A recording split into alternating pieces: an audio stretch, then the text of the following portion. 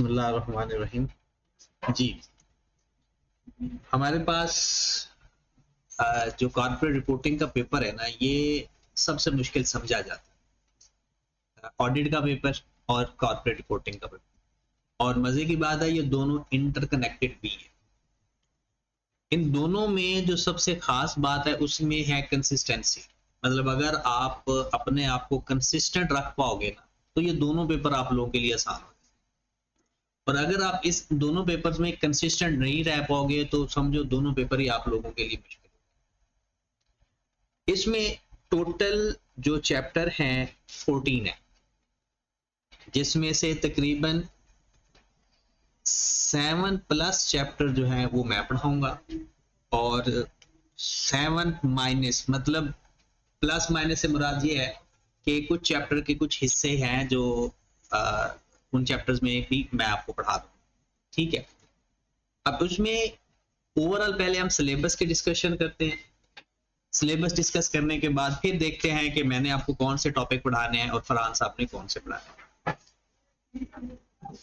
इसमें जो पॉजिटिव बात है कि इस कॉम्बिनेशन का मकसद क्या है कि कॉर्पोरेट रिपोर्टिंग का ना सिलेबस हमेशा एंड तक चला जाता है, और आप लोगों का सिलेबस 2 दफा खत्म हो जाएगा विद इन टाइम।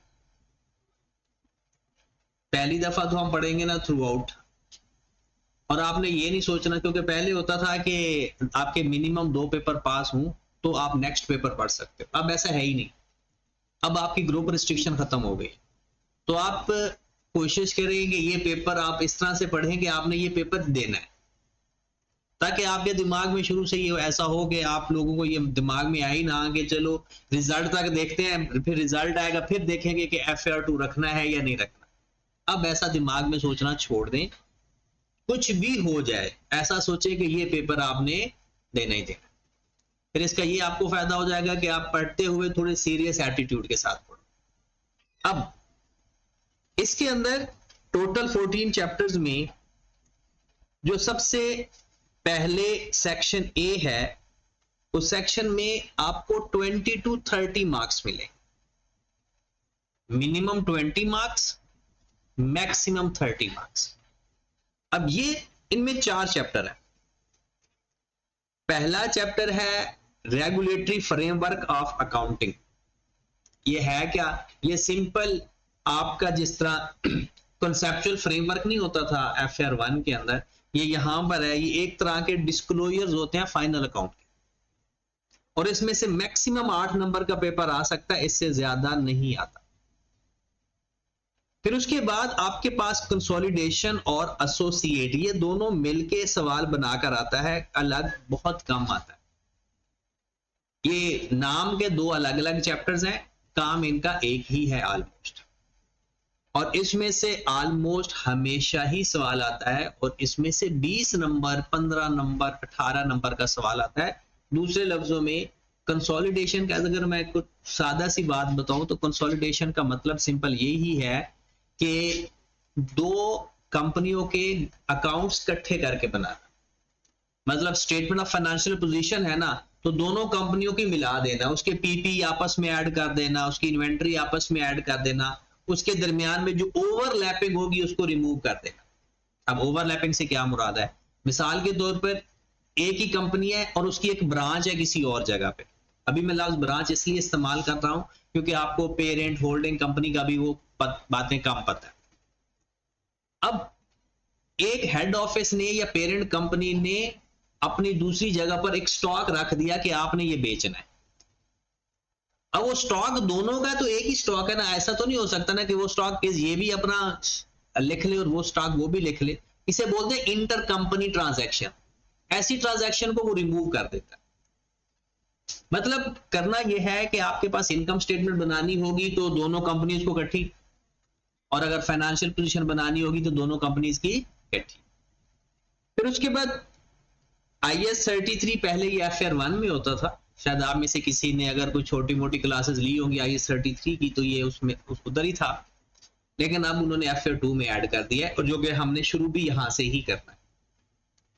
जहां पर लिखा होगा ना T2, इसका जो क्वेश्चन है ना वो अप टू 25 मार्क्स तक आ सकता है, पूछा जा सकता है पेपर, 25 नंबर का, 20 नंबर का, 15 नंबर का, जिसके साथ लिखा होगा ना T1 वो मैक्सिमम 8 नंबर तक पूछा जा सकेगा। अब इसमें हमारे पास आ गया कि इसके अंदर टोटल 4 चैप्टर हैं और नंबर कम से कम 20 नंबर और मैक्सिमम 30 नंबर।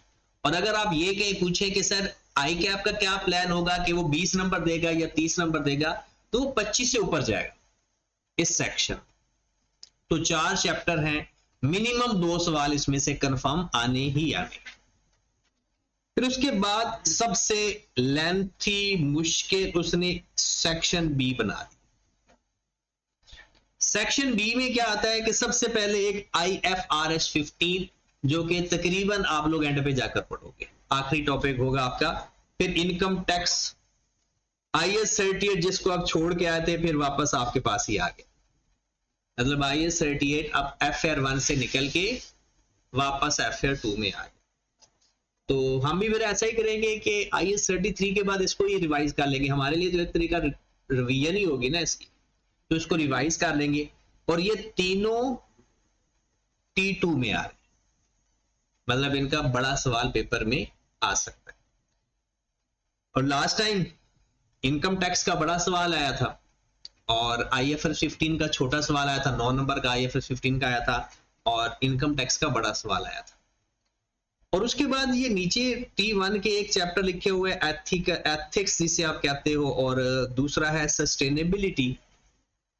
अब लास्ट टाइम जो पेपर आया है वो एथिक्स में से सवाल आया है और इसमें से MCQs आए। अभी कोई पता नहीं सवाल किस में से आना है, क्योंकि एथिक्स का पेपर में हमेशा सवाल आता है। अब हो सकता है वो क्योंकि दोनों चीजें एक जैसी हैं तो वो शायद इस दफा सस्टेनेबिलिटी का सवाल आता, 8 नंबर से ज्यादा नहीं आएगा, 6 नंबर 5 नंबर मैक्सिमम 8। तो ये एक तरह से बड़ा सेक्शन है, 35 से 45 नंबर हमें यहां से आएंगे। उसके बाद अदर एरियाज के स्टैंडर्ड है 1037 और लीज IFRS 16, इसमें से बड़ा सवाल आने के चांसेस होते हैं, हमेशा सवाल आता है। ये 2 सवाल आपके कंफर्म है, रेयर चांसेस हैं कि इनमें से सवाल ना, एक बड़ा सवाल और एक छोटा सवाल। और अगर आप ये समझे कि इसमें से मिनिमम, क्योंकि इसका जो रेंज है 30 से 40 नंबर है, इन दोनों में से 25 नंबर समझो ऑलमोस्ट कमोबेश 2-3 नंबर ऊपर नीचे कर लो, 25 नंबर यहां से आते हैं इन 2 टॉपिक्स में से। 1037 IAS 10 IAS 37 और साथ IFRIC 1 लिखा हुआ है और लीज। मतलब अगर ये 2 सवाल जिसके ठीक हो जाते हैं वो कभी फेल नहीं होते, क्योंकि अगर उसके 25 नंबर आ जाते हैं पेपर में तो बाकी 75 में से उसने 25 लेने होते हैं। और सबसे आसान बात यह कि इसमें से गलती के चांसेस कम होते हैं, और दूसरा इसमें से नंबर या तो पूरे आएंगे या फिर आएंगे ही नहीं। उसकी वजह यह है क्योंकि ये इतना कि लिखा जाता है कि अगर सही है तो फिर पूरा ठीक है, गलत है तो फिर, क्योंकि बताना होता है कि ये प्रोविजन है या नहीं है। ये एक शॉर्टकट टाइप का सवाल होता है और इस एक टेक्निकल टाइप का सवाल होगा जिसकी थोड़ी प्रैक्टिस आपको करनी पड़ेगी। फिर इसके बाद छोटे छोटे 3 टॉपिक हैं। ये ऐसे टॉपिक हैं कि अगर हम रिवीजन वाली साइड पे जाए ना तो ये तीनों टॉपिक 2 घंटे में रिवाइज हो जाए, तीनों। और अगर इसको बहुत अच्छा रिवाइज करना है तो 1-1 घंटे में एक टॉपिक रिवाइज हो जाए। और इसमें से भी MCQs देखिए, टोटल उसने 30 से 40 नंबर इसमें से आपको देना है। अब डिपेंड करता है कि कभी कभार अगर वो सवाल अनप्रिडिक्टेड पेपर बनाना चाहे तो लीज और 1037 में दोनों में से कोई एक सवाल दे देगा और बाकी फिर इन तीनों चैप्टर में से 8-8 नंबर का एक सवाल दे देगा। और मोस्टली वो क्या करता है, इसमें से 2 सवाल देता है, तीनों टॉपिक्स को मिला के 2 सवाल कर देता है। और वो डिपेंड करता है कि वो 4 नंबर का दे, 5 का दे, 6 का दे, ये बहुत बड़े टॉपिक्स नहीं। अगर मैं आपको ये कहूं कि आपने पेपर पॉइंट ऑफ व्यू से किन टॉपिक्स को ध्यान से पढ़ना है, जिसमें से तकरीबन आधा पेपर आता है और बड़े टॉपिक है, वो तो है कि एक 15, IS 12, IS 38, 3 चैप्टर ये हैं। यहां पर है आपका कंसोलिडेशन। IS 33 भी T2 में आता है, 10, 37 और 60। तो ये बन जाते हैं 1 2 3 4 5 6 और 7। ये 7 चैप्टर्स बन गए एक तरह के, बाकी रह गए 7। तो जो बाकी 7 हैं वो बहुत छोटे हैं। अब सारे स्टूडेंट इन 7 टॉपिक्स की बहुत अच्छी प्रैक्टिस करते हैं, जिसमें से तकरीबन 70% पेपर आता है। और बाकी जो 7 चैप्टर हैं, जो छोटे चैप्टर्स हैं, उसमें से तकरीबन 30% पेपर आता है। मिनिमम तो 30% आना ही आना है ना। अब अगर आप एक और अप्रोच इस्तेमाल करो, वो जो छोटे चैप्टर 7 है, जिसको आप एक दिन में बैठो तो सातों के सातों चैप्टर रिवाइज कर सकते हो, अगर उनको पक्का कर लो तो पेपर आपका फेल होता ही नहीं है। क्योंकि लोग बड़े चैप्टर्स पढ़ते रहते हैं, छोटे चैप्टर्स को इग्नोर कर बैठते हैं, जिसकी वजह से सबसे बड़ा मसला पैदा होता है। तो इसलिए हमने जो अप्रोच इस्तेमाल करनी है ना, छोटे टॉपिक्स को भी प्रॉपर तरजीह देनी है, ताकि हमारा किसी भी तरह से पेपर फेल होने वाली ऑप्शन ही खत्म कर दे। क्योंकि फेल बड़े टॉपिक्स की वजह से बंदा नहीं होता, याद रखें, क्योंकि उसकी प्रैक्टिस वो सबसे ज्यादा करके जाता है। अगर वो क्वेश्चन आएगा तो सबको आता होगा।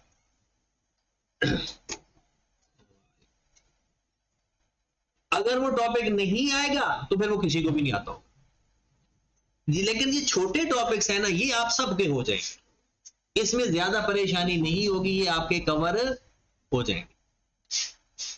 ये तो बात खत्म हो गई कि पेपर हमारा कहां कहां से आता है। अब आ जाते हैं कि इसमें इसके 2 हिस्से किए गए हैं, वॉल्यूम 1 और वॉल्यूम 2। 7 चैप्टर भी लिखे हुए हैं। मुसलमानों वाले चैप्टर पढ़ाने हैं फरहान साहब ने, मतलब उसमें इंटरेस्ट नहीं है। वॉल्यूम 2 में इंटरेस्ट की कैलकुलेशन नहीं है, ठीक है। और जिसमें इंटरेस्ट की कैलकुलेशन है वो आप लोगों ने पढ़नी है, मतलब वॉल्यूम 1। अब इसमें सबसे पहले ही आपको पता फाइनेंशियल इंस्ट्रूमेंट है, बॉन्ड्स वगैरह, डिबेंचर वगैरह, ये सारी चीजें। फिर लीज है, फिर फॉरेन करेंसी ऑपरेटिंग सेगमेंट, और IS 33 इंटेंजिबल सस्टेनेबिलिटी। और चैप्टर नंबर 1 का जो कुछ हिस्सा है, ये इफ्रिक 1 यहां पर होना चाहिए, तो कुछ वो एक हिस्सा वो मैंने आपको पढ़ाना है। तो वॉल्यूम 1 मैंने आपको पढ़ाना है, वॉल्यूम 2 फरहान साहब ने आपको पढ़ाना, ठीक है। अब दूसरा ये है कि एंड पे जाके ये भी कंसीडर किया जा सकता है कि अगर कोई सिलेबस में इशू आएगा नहीं, उसकी वजह यह है क्योंकि आधी बुक पढ़ानी है, आधी बुक मैंने पढ़ानी है और आधी बुक फरहान साहब ने पढ़ानी है, तो ये सिलेबस खत्म होने वाली टेंशन तो है ही नहीं। फिर भी इन केस अगर कोई ऐसी सिचुएशन आई रिवीजन के अंदर, या कुछ ऐसी सिचुएशन आई कि कोई टॉपिक ऐसा हुआ कि वो उसकी रिवीजन करवाई जा सकती, ठीक है। बट ये रिवीजन के साथ भी जो प्लान किया हुआ है कि आप लोगों का जो सिलेबस कवर, क्योंकि इसमें ना आप लोगों के ना 2-3 इवेंट हैं दरमियान। एक तो बड़ी ईद है, फिर बड़ी ईद के एक ही महीने बाद मुहर्रम है, और फिर यहाँ पर वो जो मेले चरागा होता है वो भी लाहौर के अंदर आपको पता छुट्टी होती है, ना भी हो तो आप लोगों के वो दरवाजे बंद कर देते हैं, जो आप कहते हैं रास्ते बंद हो गए फलाना ढिमकाना, तो वो भी एक सिचुएशन हो जाती है। मतलब वो इस तरह से आप बयान कर रहे होते हैं कि जैसे वो घर के बाहर कुंडी लगा के चले गए हैं, इस तरह से आपके वो बंद कर देते। अब दूसरी अच्छी बात समझो, बुरी बात समझो इसको, कि पहला लेक्चर अब मेरा होना है, पहले फरहान साहब का होता था, अब मेरा होना। और इससे भी आप लोगों के लिए बुरी खबर यह है कि मैं कभी लेट नहीं हो सकता, क्योंकि मैंने 7:15 बजे यहां पर पहुंच जाना और आप लोगों की क्लास है 8 बजे। तो इसका मतलब लेट होंगे तो आप होंगे। सैटरडे वाले दिन हो सकता है मैं भी लेट हो जाऊं, क्योंकि सैटरडे वाले दिन बच्चों को छुट्टी होती है, तो फिर मैंने डायरेक्ट खुद आना होगा आपकी तरह, वरना मैंने बच्चों को छोड़ के आना है, और बच्चों को छोड़ के आऊंगा, उनके क्लास 7 बजे टाइम है, 7:15 मिनट मुझे लगते हैं यहां पर आते हुए, तो 7:15 बजे मैं इधर ही होता। तो इसलिए अब लेट होने वाले जो आप लोगों ने अलार्म वगैरह लगाने हैं, या घर वालों को कहना है कि आपको कैसे उठाना है, वो आप लोग उनको थोड़ा एक्टिव होकर, क्योंकि थोड़ा सा सीरियस हो जाए। दूसरा ये है कि अगर आप ये सोच रहे होते हैं कि आपको कोई ऐसे टॉपिक बता दिए जाएं कि आपका पेपर पास हो जाए, है ऐसा पॉसिबल, बट ये है क्या आपने सिर्फ पेपर पास करना है, आपने हर स्टैंडर्ड के ऊपर कमांड भी हासिल करनी है, मतलब हर स्टैंडर्ड के बारे में आपको पता भी होना चाहिए। फिर वही जो आपने इन पेपर से पहले कमिटमेंट की थी कि या अल्लाह ये किसी ना किसी तरीके से टाइम निकाल दे, अगली दफा ना शुरू से पढ़ेंगे और ऐसे वैसे पढ़ेंगे, तबाही मचा देंगे, तो वो तबाही मचाने का टाइम आ चुका है। और वो आपके, देखें सबसे पहली बात याद रखें, यहां पर नहीं है वो सेंटेंस, ये यहां पर जो आपको मैंने दिया है ना, वो उसमें मैंने लिख दिया है कि एक ऐसे बैठा था मैं, तो एक भाई साहब की एक से वो कॉल आ गया कि वो कहता है कि जो इंसान अपनी सुबह उठने पे कंट्रोल नहीं हासिल कर सकता ना, सारी जिंदगी अपने ऊपर कंट्रोल हासिल कर ही नहीं पाता। और एक बात याद रखें कि अब ना अपने दिल की माननी है ना अपने दिमाग की माननी, बल्कि अपने दिल और दिमाग को अपनी बात मनवानी है। जो लोग अपना दिल और दिमाग अपने कंट्रोल में रखते हैं वो हमेशा कामयाब होते हैं, और जो बंदे अपने दिल और दिमाग के कंट्रोल में आ जाते हैं वो फिर कभी कामयाब नहीं। तो इसलिए अपने दिल और दिमाग पर भी कंट्रोल हासिल, आपने क्या सोचना है ये आप डिसाइड करो, आपका दिमाग ना डिसाइड करे, आपका दिल ना डिसाइड करे। रही सी बात है उसमें तो फजूल ही सोचना है।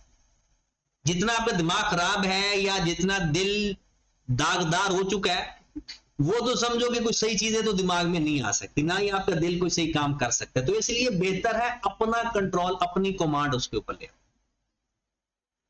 तो टॉपिक्स में जो, अगर मैं अपने टॉपिक्स एक दफा दोबारा आपको बताऊं, तो जो हमारा सीक्वेंस होगा पढ़ने का, सबसे पहले हम IS 33 पढ़े,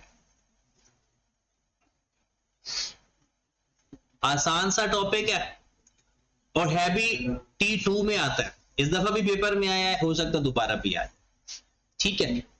नाम है इसका अर्निंग पर शेयर, EPS। फिर हम पढ़ेंगे IAS 38, ताकि आपके रिजल्ट तक हम खुशहाल रहें। फिर रिजल्ट के बाद पता नहीं क्या हाल होगा, फिर उस हिसाब से देखा जाएगा। इनटेंजिबल को पढ़ लेंगे। उसके बाद हमने पढ़ना है IAS 21। IAS 21 आपका एक फॉरेन एक्सचेंज का होता है कि अगर हम बाहर डील करते हैं ना, उसकी अकाउंटिंग कैसे करते हैं। मतलब हमने अपनी फाइनेंशियल स्टेटमेंट बनानी होती है रुपीज में, और हम लेन देन कर रहे होते हैं डॉलर में, दिनार में या रियाल में, तो उसकी कन्वर्जन कैसे करनी है वो हम IAS 21 में सीखेंगे। मजे का टॉपिक है, क्योंकि हमें एक सीखने का मौका भी मिलेगा कि कल को अगर हम किसी ऐसी बंदे के अकाउंट्स बना रहे हैं जिसका बाहर सर्विसेज दे रहा है, तो उसके अकाउंट्स कैसे बनाने हैं वो IAS 21 हमारी हेल्प कर देगी। फिर उसके बाद हमने पढ़ना है IFRS 8। 7 टॉपिक मैंने पढ़ाने हैं, 7.25 टॉपिक, यानी 7 पूरे और एक थोड़ा सा टॉपिक और भी पढ़ा। IFRS 8 ऑपरेटिंग सेगमेंट का टॉपिक होता है। इसका मतलब यह है कि एक ही बिजनेस है लेकिन उसके एक से ज्यादा बिजनेस है। जैसे अगर घोर में आप देख लो तो उसका मिठाई का भी बिजनेस है, बेवरेजेस का भी बिजनेस है, फिर उसका बेकरी का भी बिजनेस है। फिर उसको किस तरह से करना है, उसकी अकाउंटिंग कैसे की जाती है, क्या इकट्ठी अकाउंटिंग होगी, अलग अलग होगी, वो हमें IFRS 8 बताएगा।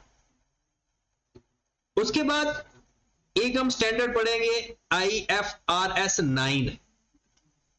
ये IFRS 9 में क्या, ये सारा फाइनेंस है हमारा, नाम ही क्या है, फाइनेंशियल इंस्ट्रूमेंट। टॉपिक कितने हो गए, 1 2 3 4 और 5। फिर मैं आपको पढ़ाऊंगा जो हमारे हिस्से में सबसे बड़ा टॉपिक आया, लीज, और ऐसे पढ़ाऊंगा कि आपको सबसे छोटा और आसान लगेगा, क्योंकि है भी सारा फाइनेंस। एनपीवी फाइंड करना है इसमें, आईआरआर फाइंड करना है इसमें। लोगों को इसलिए मुश्किल लगता है क्योंकि उन्हें क्यूएम नहीं आता। आता तो आप लोगों को भी नहीं है, बट मुझे आता है, इसलिए हालात ठीक हो जाए। टॉपिक हमारे कितने हो गए? 6। कोई बातचीत कर रहती है तो कर ले, सारे किस्से अब भी सुनाने हैं, क्लास के बाद के लिए तो कुछ रख लो। हाँ जी, इसके बाद है सस्टेनेबिलिटी S1 और थोड़ा सा S2। सस्टेनेबिलिटी के 2 स्टैंडर्ड हमने पढ़ने हैं, S1 S2।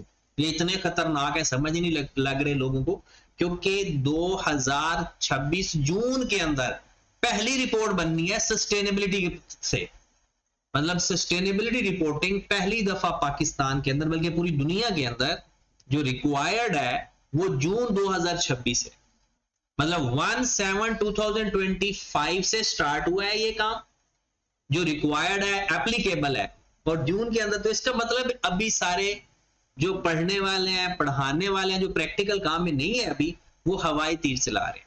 क्योंकि कोई भी बंदा पढ़ा रहा है ना, अगर कोई कह रहा है कि मैं बड़ा एक्सपर्ट हूं, भाई कैसे एक्सपर्ट है? तब तो था ही नहीं सस्टेनेबिलिटी।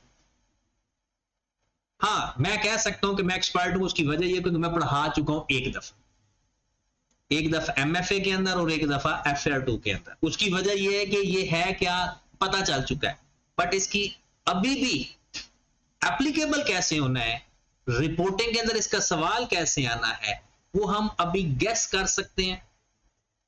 ACCA इधर उधर जो सवाल आ चुके हैं उनको देखकर बता सकते हैं। प्रैक्टिकली अभी इसके हमारे पाकिस्तान के अंदर शायद ही किसी ने इसको अर्ली अप्लाई कर लिया हो, क्योंकि अर्ली स्टैंडर्ड अप्लाई करने की भी ऑप्शन होती है, लेकिन हम तो 2 साल बाद करते होते हैं, अभी अर्ली कहां करेंगे।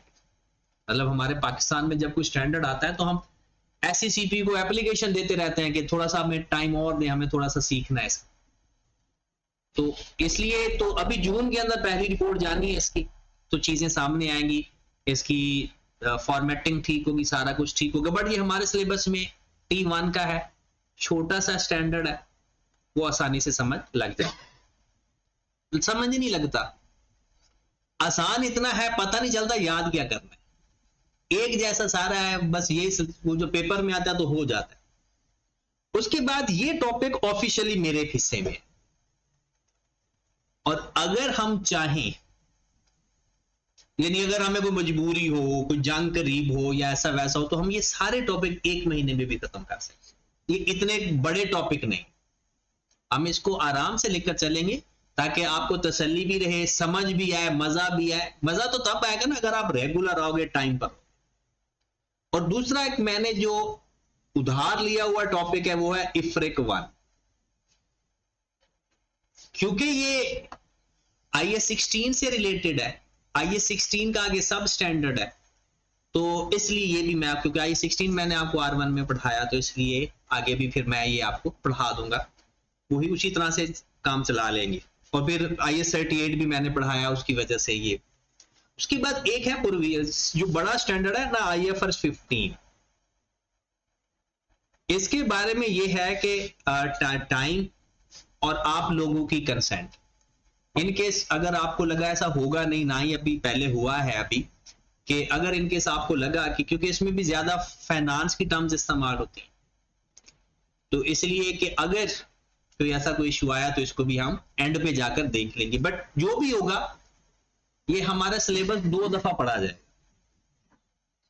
पहली दफा तो जाहिर सी बात है कुछ स्टैंडर्ड्स आपको पूरे समझ लग जाएंगे, कुछ आधे पौने समझ लेंगे। ये दूसरी दफा इंशाल्लाह 100% क्लियर हो जाएंगे, ठीक है। लेकिन मेरी कोशिश इस दफा यही है कि पहली दफा ही समझ लग जाए, ताकि बहुत ज्यादा बच्चे, कुछ बच्चे ऐसे हैं जो पहले उन्होंने अगर 4 पेपर अटेम्प्ट किए हैं तो नेक्स्ट भी 4 सोच रहे होंगे, तो उनके लिए तो यही कोशिश होगी कि उनको जितना जल्दी फ्री कर दिया जाए उतना बेहतर है, ताकि वो अपना आखिरी 1 महीना प्लानिंग करके अपना पेपर दे सके। दूसरा यह है कि जिसके 3 पेपर हैं, क्योंकि कुछ लोगों का साथ ऑडिट का पेपर है, तो जो ऑडिट वाला है तो वो भी, उसको भी जरूरत है कि उसको भी एंड पे टाइम हो। और ऑडिट वाले को मैं एक ही बात कहूंगा कि वो लिख कर याद प्रैक्टिस करें, तभी ऑडिट पास होता है। लिखे बगैर ऑडिट पास नहीं होगा, ये बात याद रख ले। ऑडिट पास करने का सबसे आसान तरीका यही है कि उसके पास पेपर अपने हाथ से लिख कर प्रैक्टिस किया, अगर आप ऑडिट का पेपर बगैर लिखे याद करके जाओगे तो पास तो हो सकता है, चांसेस कम। चलिए जी बिस्मिल्लाह करते हैं, फिर IAS 33 को थोड़ा सा देखते हैं। मेन फिर हम कल ही इसको शुरू करेंगे, ताकि थोड़ा सा आज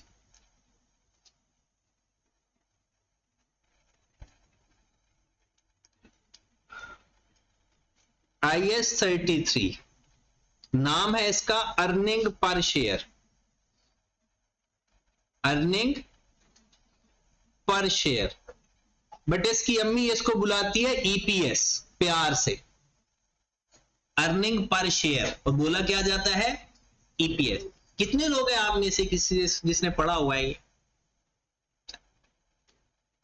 अर्निंग पर शेयर का मतलब क्या है?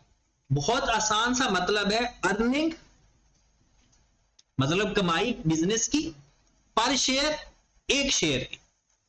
अभी जो आज हम पढ़ेंगे ये प्रॉपर फार्मूला नहीं है, ये सिर्फ आपको समझाने के लिए।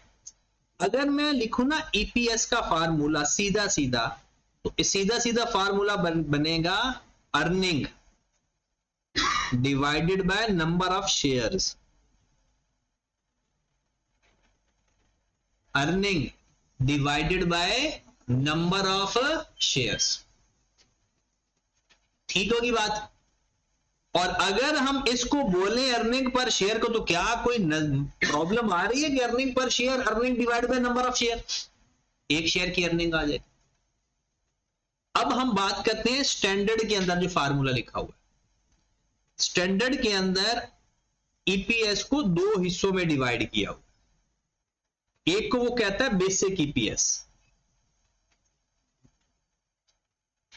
जो नॉर्मल EPS होगा, और एक को बोलता है वो डाइल्यूटेड EPS, और ये दोनों ही हमारे सिलेबस में है। एक जो नंबर सिंपल EPS है वो, और दूसरा डाइल्यूटेड EPS। अगर हम बेसिक EPS की बात करें, जो स्टैंडर्ड में फार्मूला लिखा हुआ है, उसको थोड़ा सा आज ओके करते हैं। उसका फार्मूला है earning attributable to ordinary share,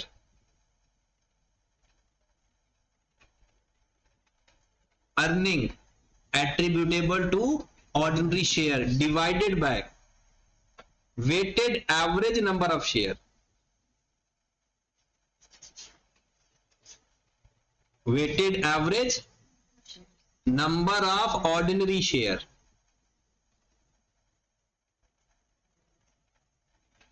earning attributable to ordinary shares divided by weighted average number of ordinary shares। ये बात तो कंफर्म हो गई कि कौन सी अर्निंग लेनी है।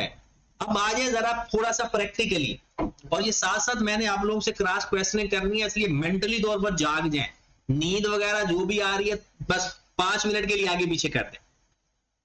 अर्निंग, अगर मैं इसकी सादा सी बात करूं तो ये नेट प्रॉफिट की बात कर रहा है, ठीक है। फिर आगे वो लिखता है एट्रीब्यूटेबल टू ऑर्डिनरी शेयर, वो वाली अर्निंग जिसके ऊपर ऑर्डिनरी शेयर होल्डर का हक है, वो वाली अर्निंग जिसके ऊपर ऑर्डिनरी शेयर होल्डर का हक है, दूसरे लफ्जों में जो वो हासिल डिविडेंड के तौर पर ले सकते हैं। अब आप कहेंगे सर क्या ऐसी अर्निंग भी होती है जिस पर किसी और का भी हक होता है?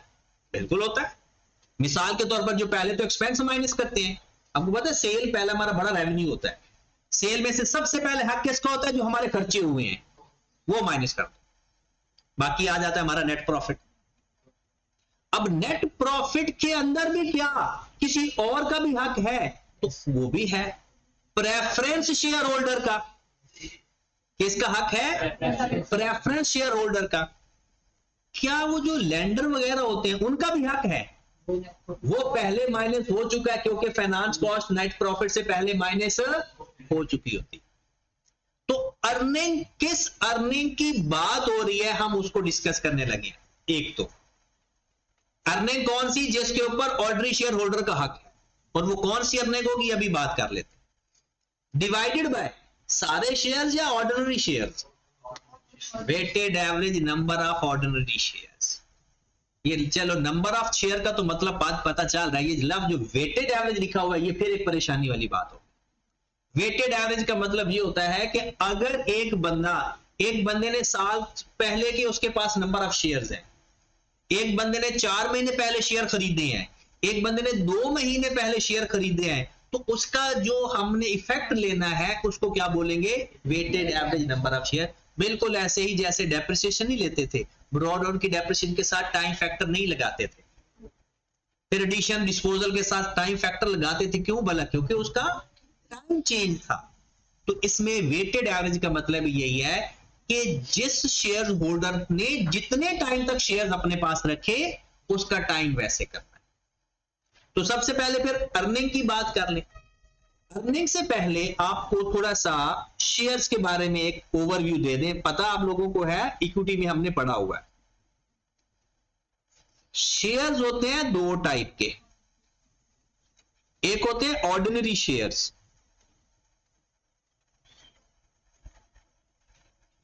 याद है, और एक होते हैं पी शेयर्स या प्रेफरेंस शेयर्स। जो ऑर्डिनरी शेयर्स होते हैं ये पार्ट ऑफ, इसे इक्विटी बोलते हैं, और जो प्रेफरेंस शेयर्स होते हैं ये 2 टाइप के होते हैं, रिडीमेबल और इररिडीमेबल, रिडीमेबल और इररिडीमेबल, इररिडीमेबल और रिडीमेबल। जो इररिडीमेबल प्रेफरेंस शेयर्स होते हैं वो भी इक्विटी का हिस्सा होते हैं, और जो रिडीमेबल होते हैं वो होते हैं नॉन करंट लायबिलिटी का हिस्सा। वो किसका होते हैं, नॉन करंट लायबिलिटी का हिस्सा। अब इसमें फिर क्या मसला क्या है, मेन फर्क क्या है, ये जो इक्विटी का डिविडेंड देते हैं, इक्विटी का डिविडेंड कहां पर आएगा, एसओपीएल के अंदर आता है या statement of changes in equity के अंदर आता है। जो डिविडेंड दिया जाएगा ऑर्डिनरी शेयर होल्डर को वो एसओपीएल के अंदर लिख देते होते हैं या इक्विटी के अंदर आता था, statement of change in equity के अंदर रिटेन अर्निंग में से माइनस करते थे। तो ये जो चार्ज करते थे रिटेन अर्निंग को चार्ज करते हैं, किसको चार्ज करते हैं, रिटेन अर्निंग में से माइनस करते हैं। इररिडीमेबल क्योंकि ये इक्विटी है, इसका भी डिविडेंड कहां जाएगा, रिटेन अर्निंग के अंदर। और आपको याद होगा एक सवाल हमने किया भी था इसका, ये जो रिडीमेबल प्रेफरेंस शेयर्स होते हैं ना, ये तो है ही नॉन करंट लायबिलिटी, और इसका जो डिविडेंड या फाइनेंस डिविडेंड माना जाएगा, उस डिविडेंड को माना जाएगा फाइनेंस कॉस्ट। क्या माना जाएगा, फाइनेंस कॉस्ट। और फाइनेंस कॉस्ट एसओसीआई या एसओपीएल को चार्ज होता है, एसओसीआई या एसओपीएल को चार्ज होता है। पहले तो इस फ्लो चार्ट को ओके करें। शेयर 2 टाइप के होते हैं, पता है, ऑर्डिनरी शेयर्स और प्रेफरेंस शेयर्स। ऑर्डिनरी शेयर्स को, ऑर्डिनरी शेयर होल्डर को जो हम डिविडेंड देते हैं वो कभी भी एसओपीएल के अंदर नहीं लिखते। वो कहां लिखते हैं, फिर statement of change in equity में रिटेन अर्निंग के कॉलम के अंदर, उसमें से माइनस कर देते हैं। और प्रेफरेंस शेयर्स होल्डर 2 टाइप के होते हैं, एक हो गया रिडीमेबल, एक हो गया इररिडीमेबल। जो इररिडीमेबल है वो इक्विटी माना जाता है, अगर एसओएफपी बनाओ तो इक्विटी के कॉलम के नीचे लिखोगे, और इसका डिविडेंड है वो भी statement of change in equity के अंदर जाता है, एसओपीएल के अंदर माइनस। और रिडीमेबल क्या होता है, वो फाइनेंस कॉस्ट, उसके जो डिविडेंड को माना जाता है वो एसओपीएल के अंदर नेट प्रॉफिट में माइनस हो चुका होता है। ये बात ओके है। अब थोड़ी सी बात आगे बढ़ाते हैं।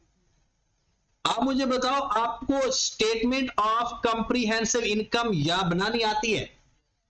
अब स्टेटमेंट ऑफ कंप्रीहेंसिव इनकम का एक मैं डेमो चीज बता रहा हूं। एक होता है जी सेल लिखते हैं उसकी, और एक लिखते हैं कॉस्ट ऑफ सेल। क्योंकि चाहे आपको फाइनल अकाउंट का पेपर वो टैली नहीं हुआ, लेकिन पता तो है ना फॉर्मेट का। ये क्या होता है फिर, सेल में से कॉस्ट ऑफ सेल माइनस कर दो तो क्या बोलते हैं, ग्रॉस प्रॉफिट। ग्रॉस प्रॉफिट में लेस कर दो अदर एक्सपेंस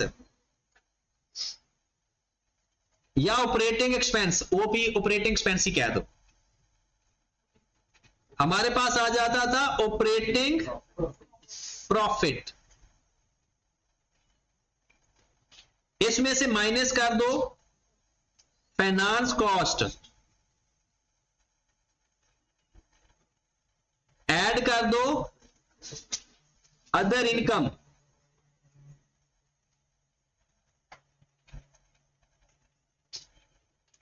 हमारे पास आ जाता है नेट प्रॉफिट।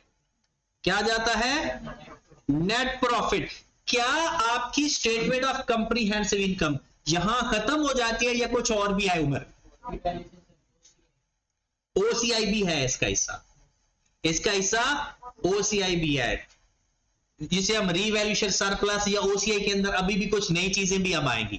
पहले तो FR1 के अंदर सिर्फ रीवैल्यूएशन सरप्लस होता था, बट अब कुछ नई चीजें भी आएंगी, वो नई चीजें बाद में देखते हैं। तो अभी हम लिख देते हैं other comprehensive income, other comprehensive income,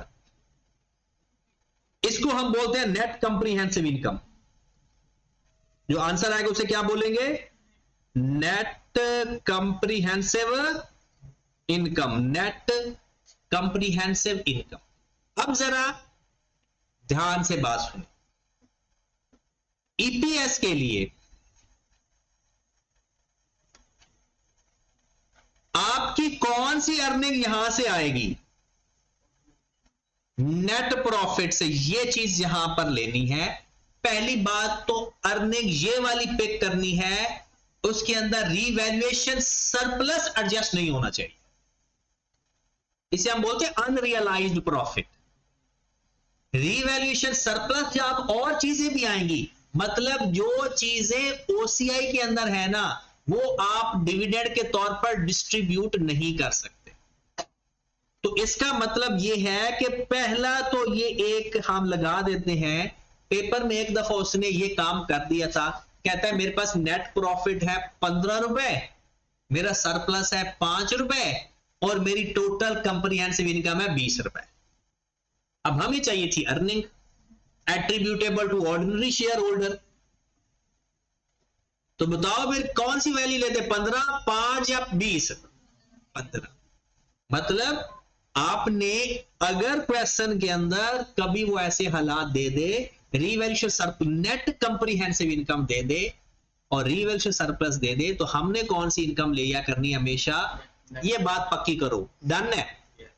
अब अगली बात करने लगे और आखिरी बात आज की करने लगे। मेन हमने इसको प्रॉपर कल ही स्टार्ट करेंगे, क्योंकि आज मेन हमारा इंट्रोडक्शन का ही था मेन, लेकिन फरहान साहब ने प्रॉपर पढ़ाना है क्योंकि इंट्रोडक्शन मैंने करवा दिया, उन्होंने सारा काम शुरू कर दिया। अब देखिएगा जरा, आप मुझे ये बताएं, इस नेट प्रॉफिट के अंदर क्या डिविडेंड माइनस हो चुका है ऑर्डिनरी शेयर होल्डर का या नहीं? नहीं हो चुका, होना भी नहीं चाहिए।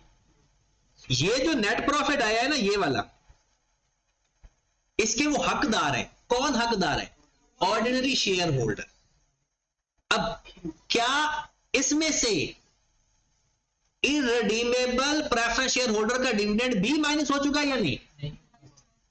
आप मुझे बताएं, इस नेट प्रॉफिट में दो बातें मैं बताऊंगा बस अभी, वही आपने बतानी है। प्रेफरेंस शेयर्स के दो तरह के होते हैं, एक रिडीमेबल और एक इररिडीमेबल। क्या इररिडीमेबल को जो डिविडेंड देना है हमने, उसका डिविडेंड इस नेट प्रॉफिट में माइनस शुदा है या नहीं? नहीं माइनस। क्या रिडीमेबल का माइनस है या नहीं?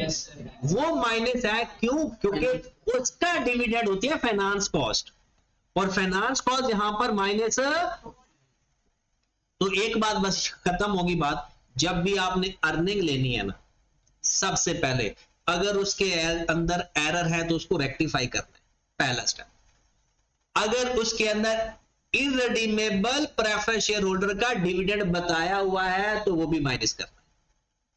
इररिडीमेबल प्रेफरेंस शेयर होल्डर का डिविडेंड अगर क्वेश्चन के अंदर बताया हुआ है तो वो भी माइनस करना है, क्योंकि हमने कौन सी अर्निंग लेनी है, earning attributable to ordinary share. कौन सी अर्निंग लेनी है?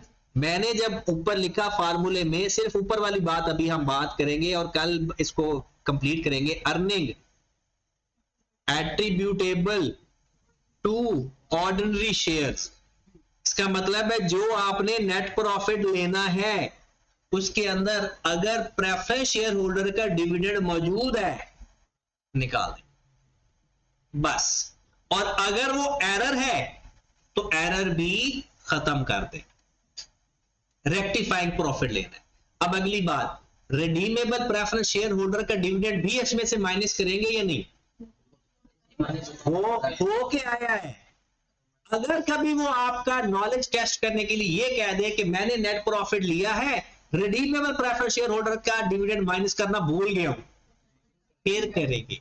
मतलब इसमें से माइनस दोनों डिविडेंड करते हैं, एक हो चुका होता है, एक नहीं हो चुका होता।